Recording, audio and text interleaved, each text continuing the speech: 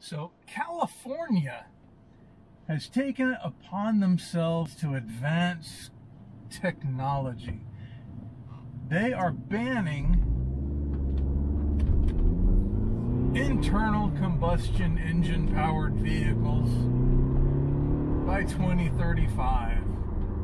Everything is banned. Your car, your truck, your motorcycles, specifically your dirt bike. They haven't really said motorcycle like your street bike, but they're banning everything else. Everything's going to be Tesla. Now, that's not very far off. 2035 sounds like it's way in the future, but 2020 is almost coming to an end. So we're looking at 15 years for not just the technologies in the vehicles themselves. That's really not that big of a problem, because we are making advances all the time in the areas of EVs. But the big problem is in the EV infrastructure. The power grid. You're talking about a state that already has rolling blackouts. Now just imagine having to call into work on a landline because your cell phone's dead because it's out of batteries, because it didn't recharge overnight, that you can't get to work because your car is dead because it wasn't able to recharge overnight. This is ridiculous. California was at one point one of the biggest economic powerhouses in the world. When you look at it as a corporation, the Corporation of California was absolutely staggeringly wealthy. And it's still very wealthy. I'm not sure where it ranks in the scale, but I do remember it being number 3 at one point, outstripping most civilized countries. It's just fantastic. But now, through an amazing amount of progressive leadership, they're now living like a third world country in a lot of areas. Because, I mean, come on, a rolling blackout, it's like a regular thing. It's like a regular thing for McDonald's to have the ice cream machine broken, but you have this situation in California. It's ridiculous. Now, let's look at what would happen to that power situation if all the commuters were having to recharge on that very same power grid that they're having these issues with. This is not going to work out very well. You're going to see a massive exodus of people. I mean, you already have that, but those streams of people leaving California are going to turn into raging torrential rivers. It is going to be drastic, like we haven't seen yet. Now, when it comes to EV vehicles, I'm not mad at them. I think they're cool. I've driven some. They're amazing. I've ridden some. They're amazing. I've ridden, what, 5 different versions of the Zero. And I've ridden the Harley-Davidson Livewire. And I know there's other motorcycles out there. And having ridden those motorcycles, it's the future. It is absolutely the future. And you don't buy one of these because it's green, because it's zero emissions. You buy it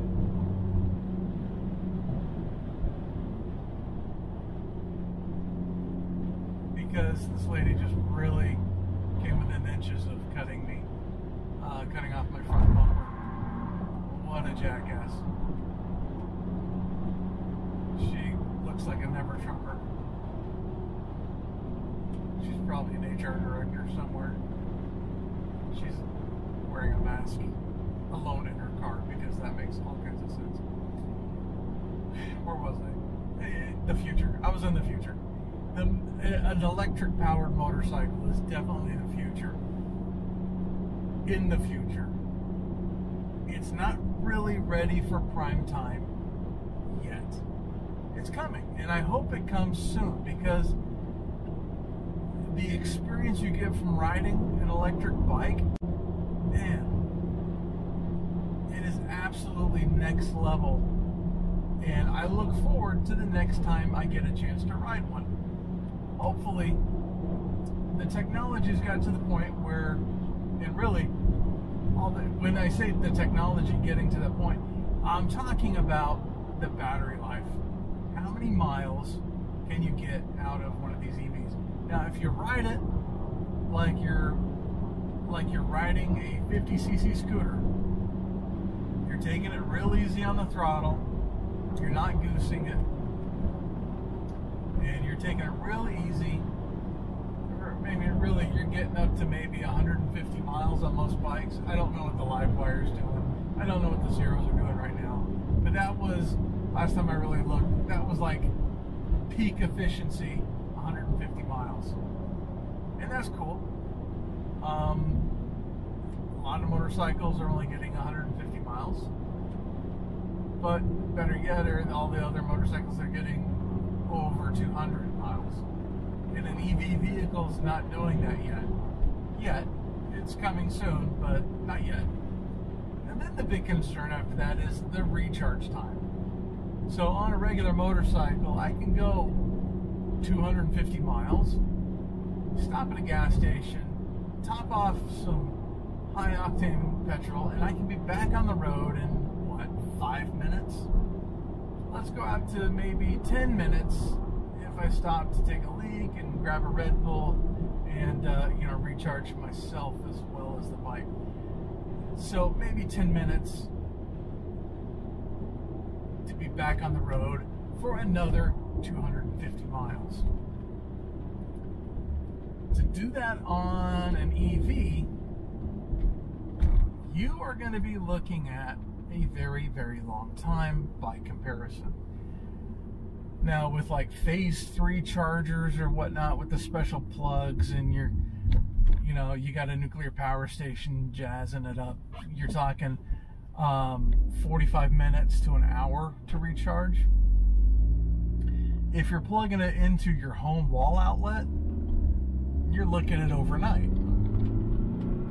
And that's fine if you've got the range and your commute's not that far, and you can ride to work and you can ride back and then plug your bike in while you sleep, and you think you're doing good for the environment. Really, you're just taking energy from another generation source that is spending all that energy to develop the energy that you're putting back into the bike.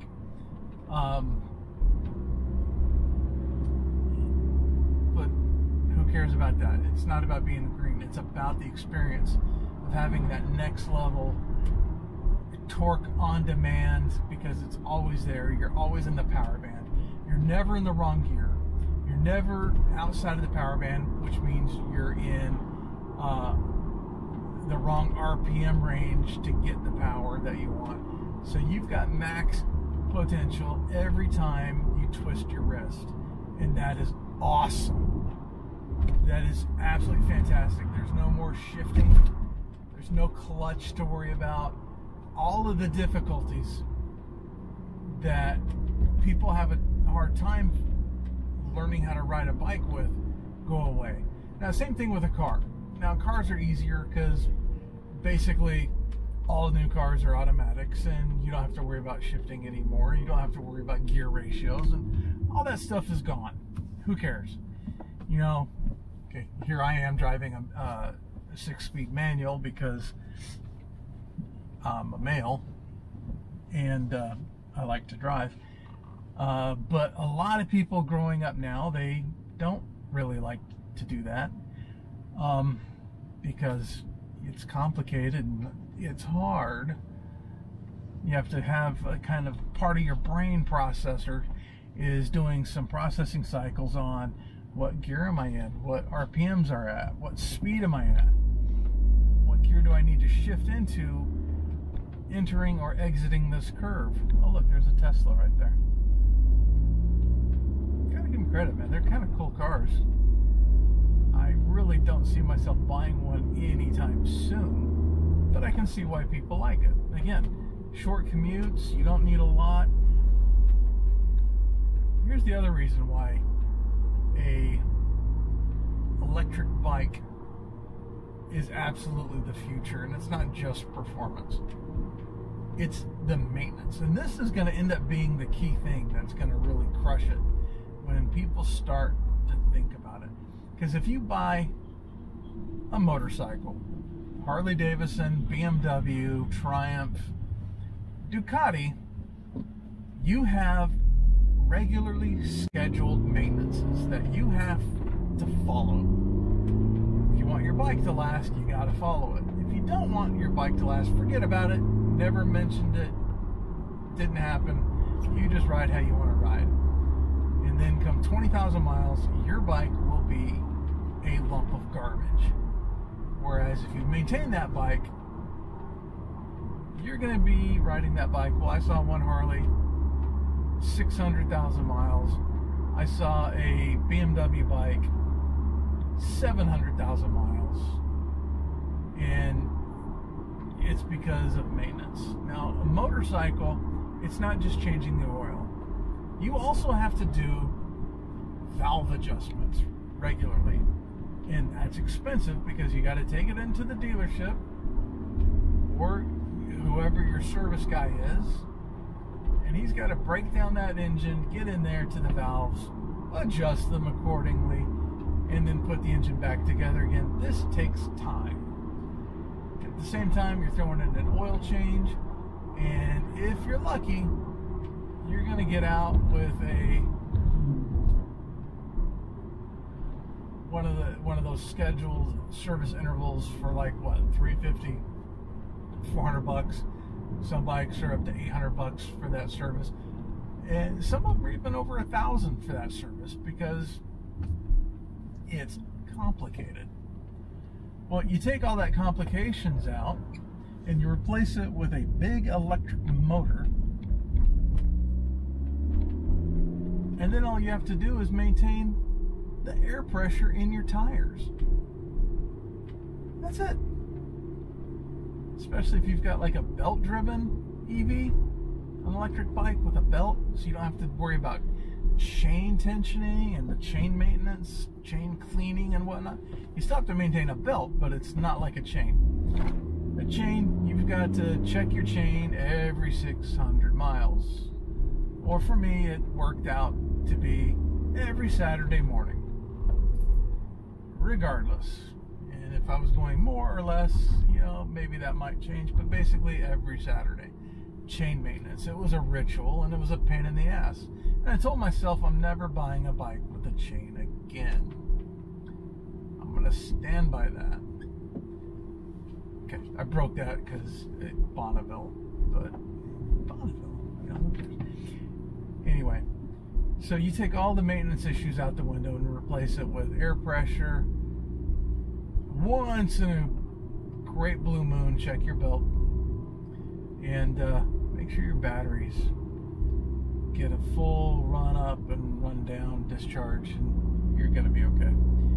Anyway, maintenance, the cost of maintenance, you take all that out the window, and that's going to really reduce greatly your overall cost of ownership. And that's cool. That's what's going to win. What does hold that back, though, is the cost of eventually having to replace your battery packs. But as we go along, and as luck would have it, battery capacity gets better, recharge rates get quicker, and the cost of batteries get lower. But still, you know, you take everything into consideration: the performance, the torque, the simplicity of operation, the simplicity of maintenance.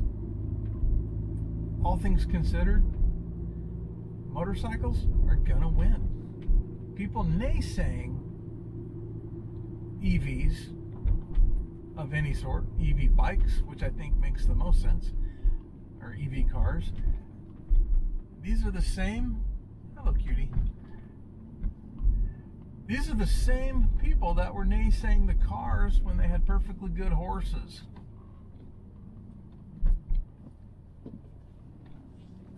Not a fan of horses. Got bucked off of a horse a long time ago. I will never forget walking that bloody horse 5 miles back to the stable with cactus spines in my ass. But that's a story for another day. Anyway, thanks for riding with me on my way home as I've been bitching about electric bikes. Electric cars altogether, EVs, and California's folly in mandating them within only 15 years. That's definitely something to think about.